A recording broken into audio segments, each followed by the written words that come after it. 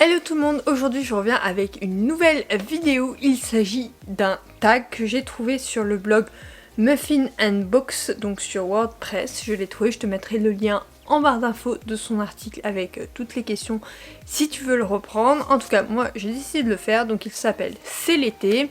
C'est parfait pour la saison, j'ai fait exprès, j'aime bien tourner des tags en ce moment et j'ai décidé d'en faire un par saison en moyenne. En fait, il y en a un pour l'automne et un pour l'hiver et j'en ai cherché un du coup sur les différents blogs livresques où j'ai l'habitude de regarder pour mes lectures et tout ça, et du coup j'ai trouvé celui-là qui avait l'air sympa pour l'été.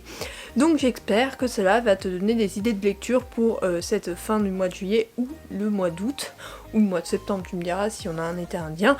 Ça peut être utile aussi, en tout cas c'est des lectures fort sympathiques. Là j'ai toutes mes lectures, hein, c'est pour ça que je regarde là. Et j'espère qu'elles te plairont, donc c'est parti. Tout d'abord, le premier intitulé est L'été est là, un livre qui se déroule en été. Donc hyper facile, j'ai choisi Somebody Like You d'Estelle Mascam. Donc c'est un tome 1, le tome 2 donc il est sorti il y a 2 ans, le tome 2 est sorti l'an dernier et le tome 3 est sorti le mois dernier, et je l'ai lu le mois dernier, j'ai beaucoup aimé. J'espère qu'il y aura un tome 4 au vu de la fin du tome 3. Mais bref, je te lis le résumé pour que tu comprennes pourquoi il correspond à cet intitulé. Avec un père acteur hollywoodien, Mila, 16 ans, a l'habitude des flashs des paparazzi. Pourtant, lorsque son énième gaffe se retrouve immortalisée en première page des journaux à scandale, c'en est trop. La voilà exilée tout l'été à plus de 3000 km de Los Angeles, à côté de Nashville, dans le ranch isolé de son grand-père et de sa tante. Mila est furieuse et n'hésite pas à le faire savoir à tout le monde, en particulier à Blake, le fils de la mère, qui l'agace prodigieusement. Mais forcés de se côtoyer, Mila et Blake vont se rendre compte qu'ils ont bien plus en commun qu'ils ne veulent l'admettre. Moi j'ai beaucoup aimé Mila et découvrir aussi Blake à travers son regard, parce qu'on a que le point de vue de Mila dans les 3 tomes d'ailleurs. Et franchement j'ai bien aimé, chaque fois les 3 tomes se déroulent durant l'été. Je lis très peu de jeunesse maintenant parce que j'ai grandi, je ne suis plus le public de ce genre de roman. Pourtant Estelle Mascam, je l'ai découvert avec Dimélie il y a quelques années, à la sortie du tome 1. Et franchement à chaque fois ces sagas sont hyper sympathiques et hyper rafraîchissantes pour l'été, vraiment. Elles sont parfaites pour l'été. Si tu veux une lecture détente, je te la recommande, donc vraiment je te la recommande. Bon après c'est du jeunesse, donc si tu n'aimes pas du tout le jeunesse, que ça le fait plus avec toi, passe ton chemin. Elle a 16 ans. Dans le dernier tome elle est un peu plus âgée, elle doit avoir 18 ans dans le dernier tome, mais en dehors de ça c'est des lectures très jeunesse, mais ça reste des lectures sympathiques sans prise de tête, donc voilà. Ensuite, deuxièmement, c'est bientôt les vacances, un livre que tu veux absolument lire cet été. C'est un tome 2, il s'agit de Hadès et Perséphone, le tome 2 A Touch of Wind de Scarlett St. Clair. Donc tu sais que j'ai adoré le tome 1, je t'en ai parlé sur Instagram, sur le blog, en vidéo, enfin bref, j'ai totalement adhéré au tome 1. Le tome 2 est dans la pile à lire, j'ai déjà hâte de le découvrir d'ailleurs. Quand tu verras cette vidéo, aussi bien je l'aurai déjà lu, mais je vais attendre d'avoir le 3 pour le lire, comme ça j'enchaînerai les deux. Et après j'achèterai le point de vue de lui, je pense, pour l'automne. En tout cas là j'ai vraiment envie de me faire cette saga cet été, j'ai tellement hâte parce que j'avais adoré ces personnages, enfin surtout Hadès dans le... en fait les deux Hadès et Perséphone, je les avais adorés dans le tome 1. Donc vraiment à découvrir dans ce tome 2, j'ai trop hâte, donc celui-là il est dans la pile à lire d'été, je vais le lire. Donc troisièmement, il s'agit de On l'attend depuis un an, un livre dont la couverture te fait penser à l'été. Donc j'ai choisi une de mes dernières lectures, il s'agit de Good Girl Complex d'Elle Kennedy. Donc on a la plage, la mer, le soleil, ça ne se déroule pas en été, hein. Je vais te lire le résumé, tu vas bien comprendre que ça ne peut pas se dérouler en été au vu du résumé, mais la couverture me pouvait penser à l'été, donc c'est pour ça que je l'ai sélectionné. Mackenzie Cabot, 20 ans, est une jeune fille qui aime faire plaisir aux gens. C'est épuisant, vraiment, de toujours suivre les règles. Tout ce qu'elle veut, c'est se concentrer sur le développement de son site web, mais elle doit d'abord obtenir un diplôme universitaire sur l'assistance de ses parents. Cela signifie qu'elle doit déménager à Avalon Bay, une ville située au bord de mer, une communauté composée de la population locale et des riches étudiants du Garden College.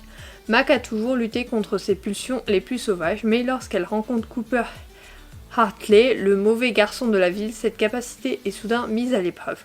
Cooper est russe, et direct, une menace pour l'existence bien ordonnée de Mac. Pourtant, leur amitié devient bientôt la chose la plus authentique de sa vie. Malgré son dédain pour les enfants riches qu'il voit aller et venir dans sa ville, Cooper se rend vite compte que Mac n'est pas juste une gosse de riche et il se comble sous son charme. À son charme. Mais alors que Mac commence enfin à se sentir accepté par Cooper et ses amis, le secret qu'il lui cache met en péril son nouvel équilibre. Moi j'ai bien aimé, c'est une bonne lecture, Elle Kennedy, tu sais que je l'aime beaucoup. Voilà, c'est fait une nouvelle lecture, après c'est pas ma préférée de l'auteur, c'est une grosse brique, donc on a quand même le temps que l'histoire se développe. Je lirai la suite avec plaisir, mais voilà, c'était une couverture d'été, donc pas de problème pour ça. Petit 4, Le beau soleil d'été, un livre jaune comme le soleil. J'ai choisi du coup Love and Outer Worlds de Christina Laurenz. Bon, bah, la couverture est jaune-orange, bon, elle m'a fait penser à l'été, hein, parce que voilà, c'est un peu le but. Mais si, interne en pédiatrie, prépare sans conviction son mariage avec un homme plus âgé qu'elle, tout en gardant ses distances. Lorsqu'elle tombe sur Elliot, son premier et unique amour. La vie parfaite qu'elle s'était construite commence à se craqueler. Jadis, Elliot était tout pour Massy. Son ami studieux et maladroit avec qui elle passait des heures à dévorer des livres, à partager mots favoris, peine et victoire, jusqu'à ce qu'il devienne peu à peu l'homme auquel elle ouvrirait son cœur après le décès de sa mère, et avant qu'il ne le brise le soir même où il lui déclare sa femme. 10 ans après la rupture, le hasard les réunit à nouveau, ces deux amours de jeunesse séparés pour de mystérieuses raisons. Même si leurs souvenirs sont assombris par ce qui est survenu cette nuit-là, Elliot parviendra-t-il à percer le secret de 10 ans de silence de Massy et à la convaincre que l'amour absolu existe, quitte à se dépasser lui-même. Alors, je l'ai choisi parce que la couverture est jaunâtre, on va dire, jaune orangé. Bon. Ce fut une lecture dont je me rappelle pas beaucoup. En lisant le résumé, je me dis que c'est peut-être parce que c'est un couple qui se connaissait déjà et que c'est une reconquête et j'aime moins les reconquêtes maintenant. Voilà, mais après c'est du Christina Lauren, tu sais que j'adore ce duo d'auteurs. Donc je te le recommande vraiment. C'est une belle lecture. Après, j'ai essayé de sélectionner dans ce tag que des lectures que j'avais bien aimées, bien évidemment. Je n'ai pas pris des lectures que je n'aime plus. Et d'ailleurs, comme il faut que je les sélectionne dans ma bibliothèque, souvent ceux que j'aime pas sont en vente sur mon Vinted, ou ceux que j'ai moins aimés ou que je lirai pas la suite. Donc voilà. Celui-là, il était sympa. C'est le duo d'auteurs que j'aime beaucoup. Tu sais que les Christina Lauren, je les ai quasiment tous. Ensuite, Le beau ciel d'été, un livre bleu comme le ciel. Alors là, hyper facile, j'ai pris À tout jamais de Colleen Hoover, bleu comme le ciel. Bon, là c'est le bleu comme la mer, mais bon. Bleu comme le ciel, on va dire. Donc je te lis pas le résumé parce que c'est un deuxième tome, je suis bête. Je voulais te lire le résumé, mais en fait je vais te spoiler tout le premier tome qui est jamais plus. C'est du Colleen Hoover, il fallait que j'en mette un dans ce tag parce que comme tu sais, Colleen Hoover, c'est une auteure que j'aime beaucoup, j'ai l'impression qu'il y en a des gens qui la découvrent encore, donc si tu veux la découvrir, vraiment, elle a des romans géniaux, lis les résumés, va faire ceux qui t'attirent le plus. C'est comme ça que je l'ai découvert, et maintenant j'essaye de lire tous ses romans, donc celui-là en fait partie, et j'ai beaucoup aimé, je les ai tous, ils font 2 étagères dans ma bibliothèque, et vraiment, Colleen Hoover est parfaite, donc voilà, et celui-là, il est sympa pour l'été, il est sorti tout juste cette année. Ensuite, Les vacances de notre enfance, un roman que vous vous souvenez avoir lu la première fois durant vos vacances d'été. Donc là, j'ai choisi un Guillaume Musso et sa suite de Central Park. Donc je te lis le résumé. Alice et Gabriel n'ont aucun souvenir de la nuit dernière. Pourtant, ils ne sont pas prêts de l'oublier. New York, 8h du matin. Alice, jeune flic parisienne, et Gabriel, pianiste de jazz, se réveillent menottés l'un à l'autre sur un banc de Central Park. Ils ne se connaissent pas et n'ont aucun souvenir de leur rencontre. La veille au soir, Alice faisait la fête avec ses copines sur les Champs-Élysées, tandis que Gabriel jouait du piano dans un club dublin. Impossible, et pourtant. On sait que c'est du Guillaume Musso, donc le Guillaume Musso, il y a toujours... c'est un thriller en fait, et je sais que j'avais commencé les Guillaume Musso avec celui-ci, et j'avais adoré pendant mes vacances. On voit qu'il s'est vachement décoloré d'ailleurs, parce que quand on voit là et là... tout décoloré, mais j'avais beaucoup aimé cette lecture, c'est un de mes préférés de Guillaume Musso. D'ailleurs ces derniers ils ressemblent de plus en plus à ceux-là et vraiment c'est top. D'habitude j'en lis un par an et je le lis plus pendant l'été. Cette année je n'en ai pas acheté, donc du coup je n'en lirai pas cet été. Mais voilà, c'est toujours une lecture que j'ai découvert pendant l'été et que je me rappelle avoir lu pendant l'été, parce que quand j'ai eu cette question elle était hyper dure, parce qu'il faut se rappeler des livres qu'on a lus pendant l'été et ceux dont on a découvert pendant l'année. Et celui-là je suis sûre l'avoir lu l'été, je me rappelle que j'étais en vacances. Ensuite on part à la plage, un livre qui se passe au bord de mer, et là j'ai sélectionné Since Series, le tome 1, Last Resort de Kay Brockberg. Donc Last Resort, c'est sur un resort au bord de mer, donc que se déroule l'histoire. Je vais te lire le résumé pour que tu comprennes mieux. Cet homme vêtu d'un costume parfaitement coupé et qui émane une combinaison envoûtante de richesse, de rébellion et de sex appeal. Après une nuit toujours perché sur son petit nuage, je plane encore lorsque je m'apprête à faire connaissance de mon nouveau client, et il est là, arborant ce sourire dangereux qui m'a harponné hier soir. Oui, je suis consultante pour Karl Starp, et oui, Karl Starp, c'est lui. Héritier multimillionnaire que se plie à aucune loi et se joue des conventions, il semble déterminé à mener à bien un dernier projet pour honorer l'héritage de son père décédé avant de prendre définitivement le large, loin de l'affaire familiale. Heureusement pour moi, ou pas, j'ai été chargée de me rendre aux îles Vierges pour l'aider à atteindre son objectif. Callan ne voit pas d'inconvénient à enfreindre le règlement en vigueur dans sa société qui interdit les relations intimes, mais ce n'est pas mon cas, les enjeux sont trop importants. Voilà, donc on sait que ça se déroule dans un hôtel au bord de mer. Moi je sais que ça m'a fait penser aux vacances, et la couverture, parce que des fois quand je n'arrive pas à choisir de livres, je demande à mon mari de les choisir à ma place, et il m'a dit prends celui-là, on dirait notre voyage de noces. La couverture, donc du coup je l'avais lu, et vraiment oui, ça se déroule sur les îles Vierges et tout, donc c'est en bord de plage.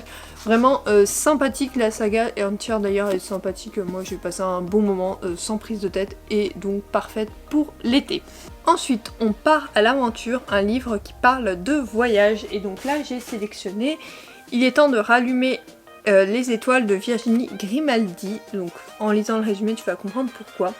Anna, 37 ans, croule sous le travail et les relances des huissiers. Ses filles, elle ne fait que les croiser au petit déjeuner.